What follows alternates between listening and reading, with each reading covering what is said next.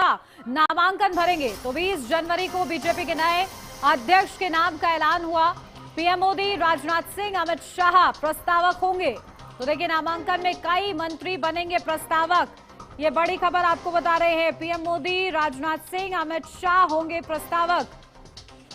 नामांकन में कई मंत्री बनेंगे प्रस्तावक। ये बड़ी खबर आपको बता दें। 19 जनवरी को नितिन नवीन नामांकन का पर्चा दाखिल करेंगे। तो देखिए, उनके नाम का ऐलान हो चुका है। कार्यकारी रूप से वो अध्यक्ष है, लेकिन अब वो अपना नामांकन दाखिल करते हुए नजर आएंगे। और प्रस्तावक के रूप में देखिए, गृह मंत्री अमित शाह प्रस्तावक होंगे, प्रधानमंत्री नरेंद्र मोदी प्रस्तावक होंगे और रक्षा मंत्री राजनाथ सिंह प्रस्तावक होंगे। तो देखिए, नितिन नवीन के नाम का ऐलान हो चुका है और 19 जनवरी को अब नितिन नवीन अपना पर्चा दाखिल करते हुए नजर आएंगे। और चलिए, इसी पर ग्राउंड जीरो पर क्या तस्वीर, क्या हलचल जानते हैं। हमारी सहयोगी पंकज हमारे साथ जुड़ गए हैं। पंकज, क्या तस्वीरें हैं? 19 जनवरी को नितिन नवीन अपना पर्चा दाखिल करने वाले, इसको लेकर क्या हलचल आप देख रहे हैं?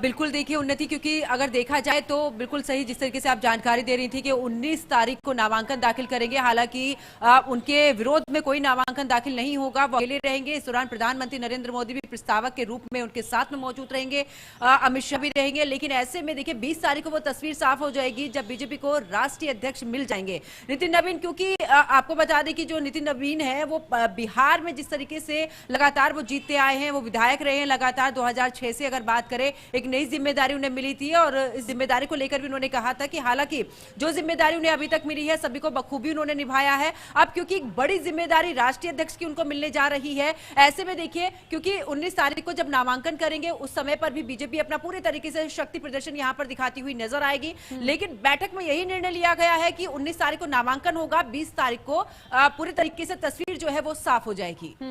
बिल्कुल पंकज, देखिए महज ये औपचारिकता है क्योंकि नाम का ऐलान हो चुका है, कार्यकारी रूप से अध्यक्ष हैं वो। और ऐसे में गृह मंत्री अमित शाह, रक्षा मंत्री राजनाथ सिंह और पीएम मोदी क्योंकि प्रस्तावक हैं, इसकी क्या औपचारिकता रहेंगी? कब ये होगा मुमकिन? किस तरीके से तैयारी उसकी?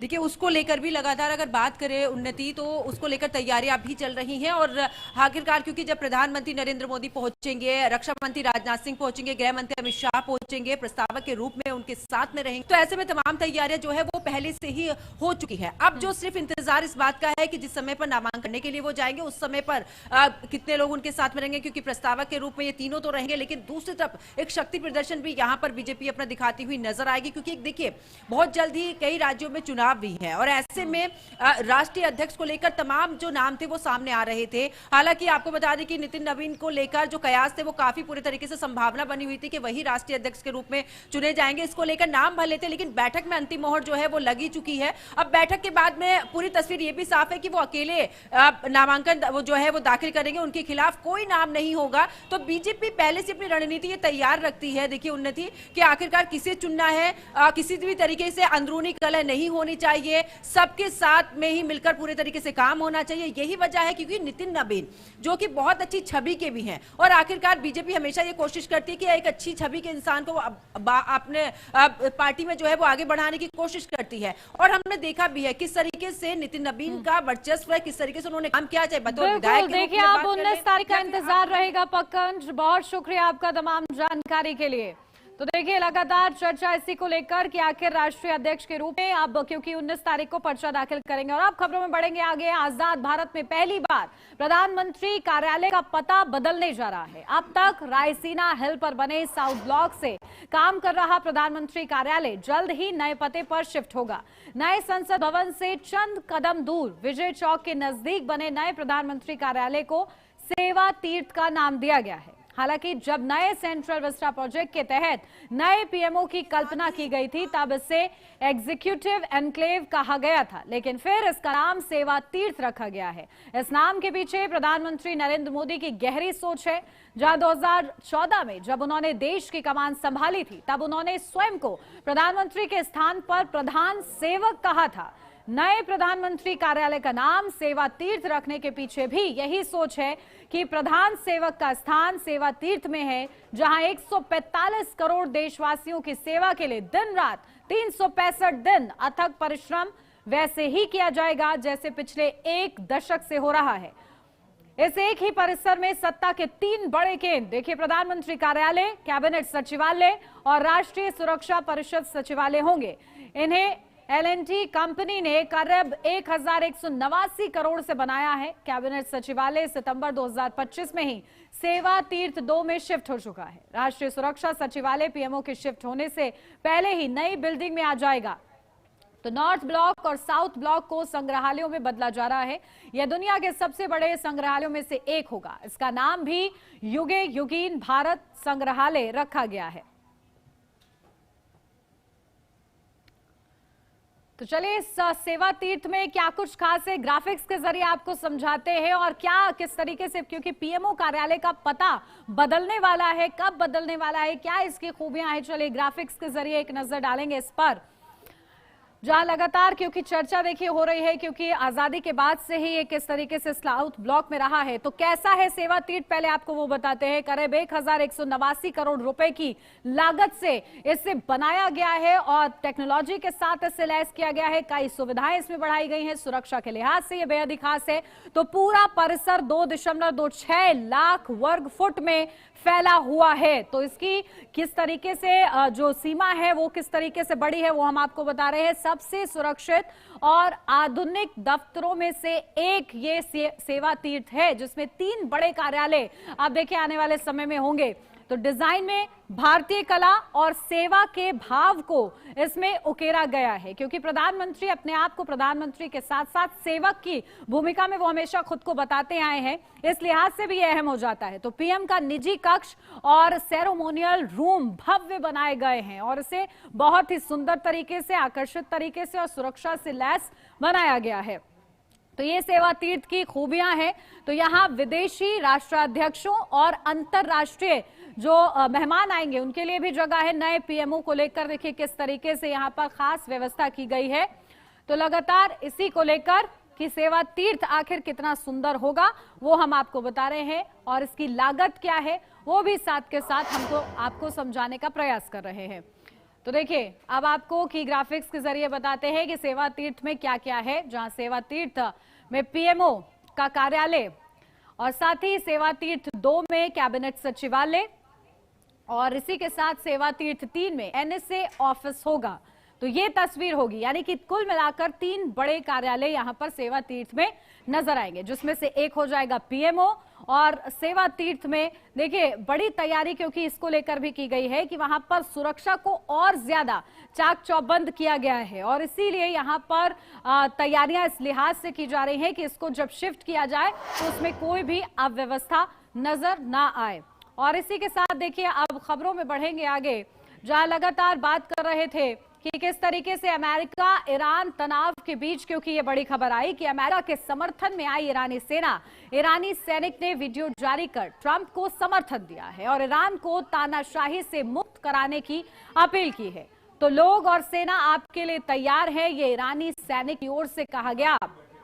तो देखिए एचएनएन न्यूज वीडियो की पुष्टि तो नहीं करता है, लेकिन लगातार ये कहा जा रहा है। तो देखिए यही तस्वीरें हैं जहां ईरान की तानाशाही से, क्योंकि लोग परेशान हो रहे हैं।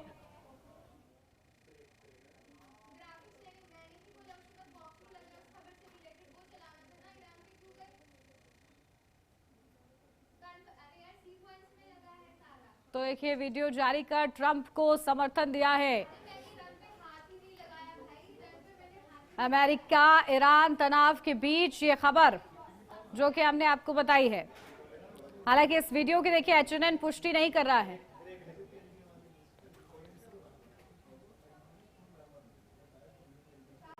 यार रुक रहे एक छोटे से ब्रेक के लिए, जल्द हाजिर होते हैं।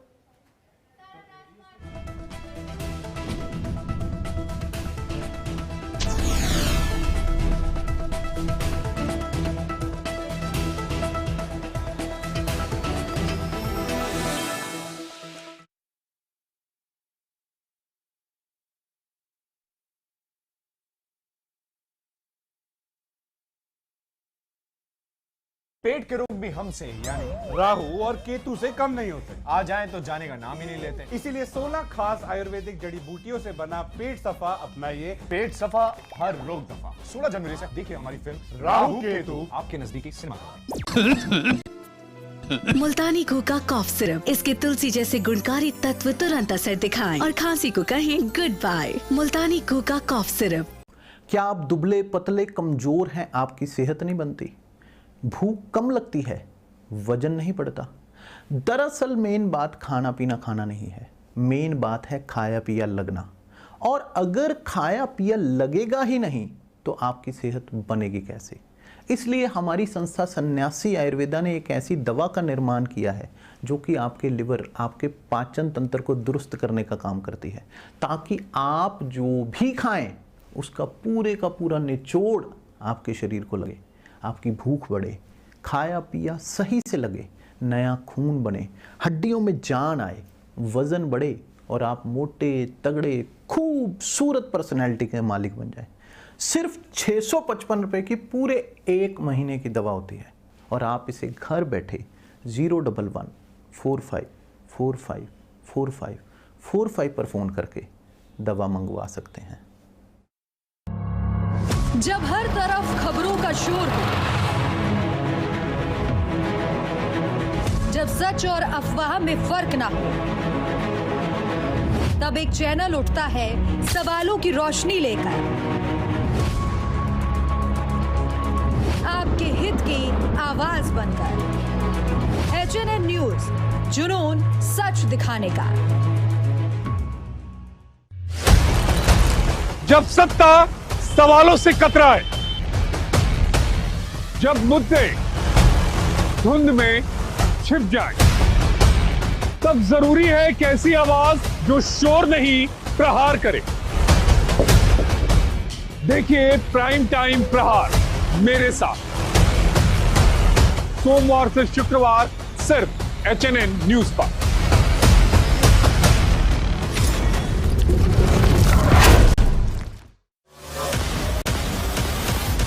देश का दिल,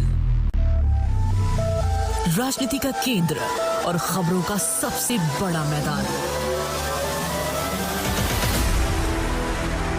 कानून व्यवस्था हो या चुनावी हलचल,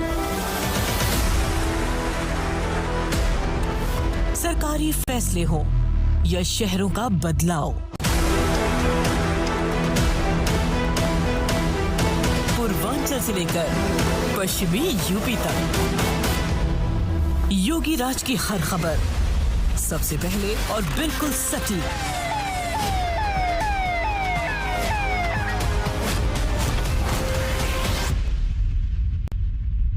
क्योंकि जब यूपी बोलता है तब पूरा देश सुनता है। किसी अपराधी और किसी माफिया की हैसियत नहीं जो सिर उठा करके सड़कों पर चल सके। HNN न्यूज पर।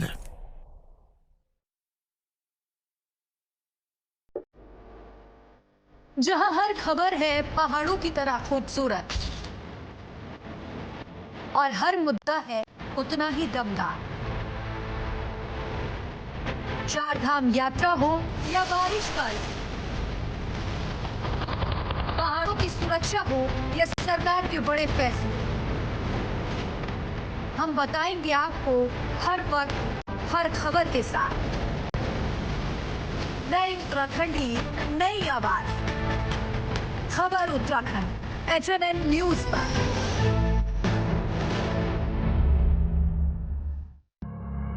जब हर तरफ खबरों का शोर हो, जब सच और अफवाह में फर्क ना हो, तब एक चैनल उठता है सवालों की रोशनी लेकर, आपके हित की आवाज बनकर। HNN न्यूज, जुनून सच दिखाने का।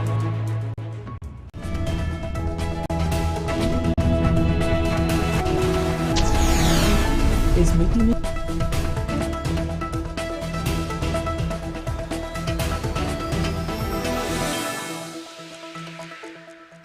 ब्रेक के बाद स्वागत है आपका। बढ़ते हैं आगे। देश के इतिहास में पहली बार हुआ है जब PM कार्यालय का पता बदलेगा। सेवा तीर्थ के बारे में हमारे संवाददाता कंचन अरोड़ा की रिपोर्ट देखिए। प्रधानमंत्री का नया कार्यालय साउथ ब्लॉक नहीं बल्कि तीर्थ सेवा होगा और यहीं से अब प्रधानमंत्री के जो पीएमओ के सारे कामकाज है वो यहीं से शुरू हो जाएंगे। पूरी बिल्डिंग को अगर आप देखेंगे तो लाल रंग के पत्थर से इसको यहाँ पे सजाया गया है। सुरक्षा के यहाँ पे काफी पुख्ता इंतजाम किए गए हैं। इसके कई अलग अलग गेट बनाए गए हैं, गेट नंबर 1, गेट नंबर 2, कई अलग अलग गेटों से यहाँ पे आवाजाही हो रही है और इसका नाम है सेवा तीर्थ कॉम्प्लेक्स, इसका नाम रखा गया है।